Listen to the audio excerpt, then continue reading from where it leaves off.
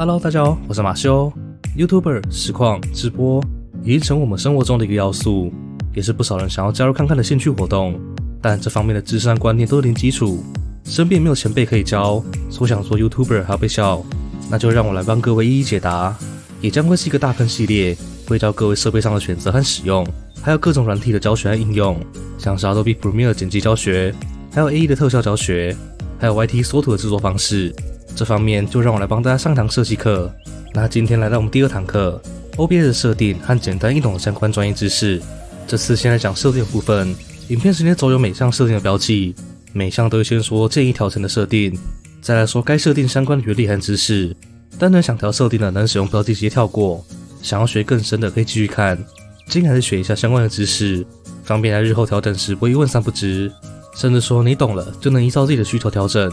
欢迎收看这次的实验图书馆，废话不多说，我们直接开始。首先是串流，也就是直播需要动到的地方。第一个，服务，你在哪里开台就选哪里，尤其 YouTube 有别的选项，点开了后会有 YouTube HLS、YouTube RTMPS。你的电脑设备不给力，或是网络很不稳定，会导致直播画面断断续续，一直转圈圈，甚至是一直延迟，那就可以使用 HLS， 观众也看得比较舒服。反过来，如果你设备给力，那可以使用 RTMPS。RTMPS 又分4种，选 Primary YouTube Ingest Server 没有括号的。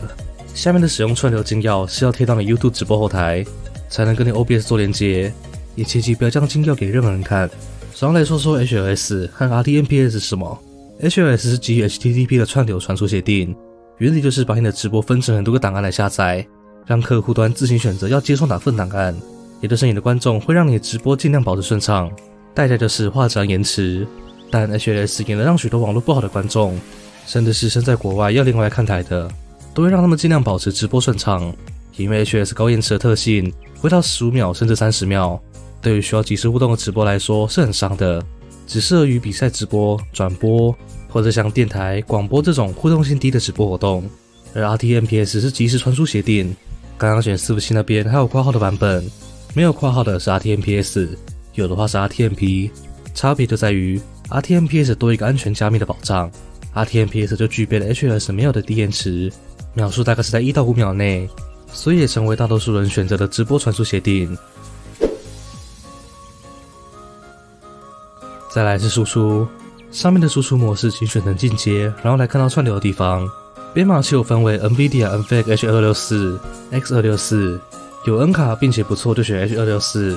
如果你的 CPU 比较好就选择 X264。 简单来说 H264 就显卡在跑， X264 就送 CPU， 但如果你的显卡是 N 卡就强烈推荐 H264， 因为是 NVIDIA 的编码器。重新缩放输出不用打勾，会在别的地方设定。位移率控制分为 CBR、CQP、DBR、无损，建议都是选择 CBR。CBR 是固态位元率输出，假如你位元率设8000，那开直播时就只会在8000上下浮动，虽然比较吃硬体效能，但会让整体直播保持高画质。DBR 是动态位元率输出，假如位元率一样设8000，那开直播时就在0到8000浮动，会根据你现在直播上传流量来调整，电脑负载量会比较小，但画质就没有一定的保证，有可能会模糊、延迟。CQP 是固定量化参数，这个就不是设定位元率，而是固定量化等级，分别是0到51级，预测是20级。画质是最高的位元率控制方式，但档案会非常大，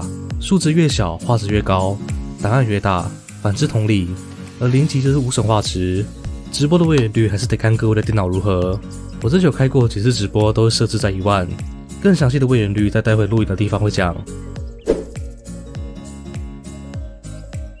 关键讯空间隔建议设置为2秒，关键帧又称为 I 帧，有剪辑过的朋友们应该不陌生。关键帧就是一个动作或动画的起始和终点，就像这个马里奥显示出了跳跃到落下的5个关键帧，而关键帧是完全渲染不会模糊的图片。各位有没有在看影片时发现一个问题？不管怎样暂停，画面都是模糊的，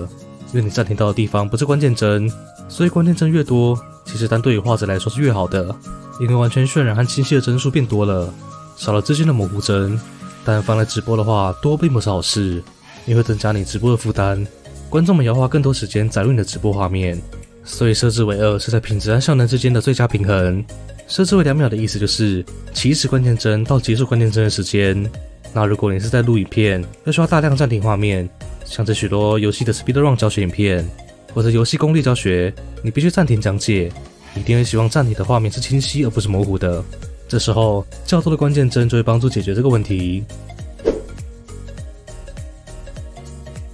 预置就是看你的显卡够不够给力，效能还够的话，就能选择画质越高的。而下面的调教建议都使用高画质，多边模式按照你显卡的效能来选择。效能够的话，就可以选择2遍1/4，或者到全解析。简单来说，1遍就是对你接下来的画面进行1次编码，然后上画面；而2遍就是利用1遍的那次编码再进行优化。1/4和全解析就是处理的画面量，它可以让你的位元率更加稳定，而不会画质时好时坏。尤其对于 CPR 编码的方式，2遍全解析是非常给力的。当然，在直播时还是依照自身网络和设备状况而定。直播的画面可以差一点，但绝对不能让观众看起来会卡，甚至转圈圈，这样观影体验是绝对非常差的。在首次开播之前，就可以先设私人或不公开，然后开直播，正常的做你要做的直播活动，请朋友看看会不会卡。设定档也是 N 卡专属设定，一律建议设成 High。NVIDIA 宣称这个设定不影响性能，而是一种权限的开放，所以都弄成 High。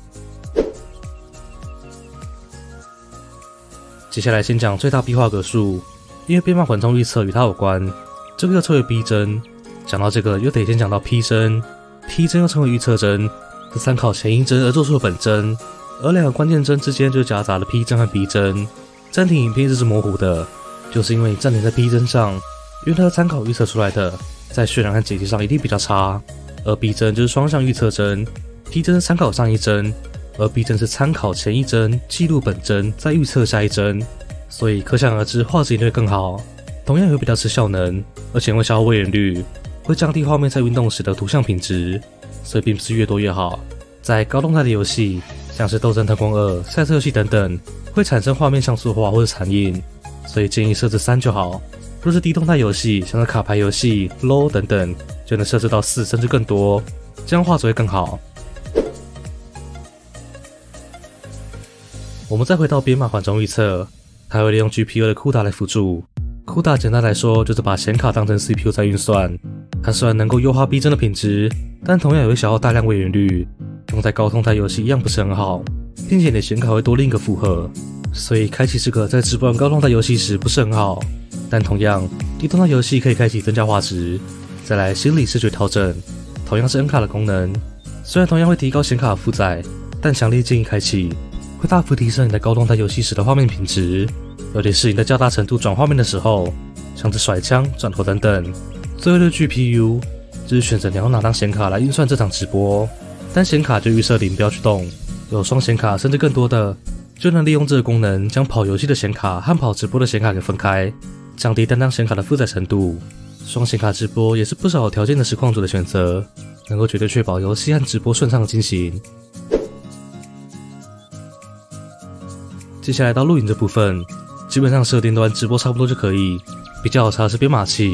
你会看到很多新东西，有 SVT AV1、AOM AV1， 还有 NVIDIA 的 HEVC。想要追求极高画质的，能选择 AV1， 是利用 CPU 在运算，但建议 CPU 属于高级效能来使用，不然会烧起来，而且出来的档案会非常大。两种 AV1 的差别 ，SVT 是由 Intel 开发的，所以用 Intel CPU 来跑的话会比较好。AV1 的话 CPU 真的要好再来用，而 HEVC 就是 H265，H264 的进阶版，建议 N 卡朋友们选择 HEVC。在相同画质下 ，HEVC 的档案会比 H264 小，在相同档案大小下 ，HEVC 的画质也比 H264 好。重新收放输入这边一样不用理它，自定 Mux 的设定这边不会讲，有兴趣的话可以用英文查，有许多国外网友的设定推荐。自动分割档案就是录影到你设定的时间就会分割，再用新的影片档继续录制，这样长时间的影片可能会比较好处理，这个见仁见智。而位元率的话 ，YT 有提供表格，你想到怎样的画质就去调。也因为是录影，不像直播很吃效能和流量，在录影的位元率可以调高一点。有些人问为什么我的影片没有1080，答案就在这边，位元率你没有设定到位，下面的设定基本上就跟直播一样也可以，或是你自己想要调。录影和直播的效能差很多，所以有些东西可以调高，音效这边就不要去动它。直播缓冲区就是你在录影或直播打游戏结束时，你想要截取刚刚打得不错的片段当做精华，但整部时长3-4小时很难抓，就是用直播缓冲，按下后 OBS 就会帮你截取你设定的重播时间，假设60秒，就是你刚60秒内的片段，这样抓精华就不用再慢慢去找，只是要记得按。接下来左边大象的音效，这里可以先不用动它，用预设就好。之后会教各位如何音轨分离，让你在直播或影片中不想让观众听到的声音不见，但你本人还是听得到，或是反过来，你听不到但观众却听得到。像是你直播打游戏听音乐，但音乐有版权不能放，这时候就能有音轨分离，你本人依旧听得到音乐，但直播台是听不到的。接下来左边大象的影像，来源解析度和输出解析度，输出就是刚刚说可以先不用动的重新缩放输出，基本上两个一样都是1920×1080就好。输出解析度就是输出到直播台的解析度给观众看的，在直播的方面，输出解析度会影响到 CPU 的效能，所以这点一样照自己的设备来调。如果都一样的话，压缩方式就不用动；如果不一样，则需要调整。一样是按照效能来设定，优化你输出的画面。下面的 FPS 没意外就是60，再来是快捷键，这边就看自己喜好了。最后就是左边大象的进阶，这边有一个启用网络最佳化，如果是要做直播的话，就建议开启。OBS 会帮你优化网路，解决一些不必要的麻烦，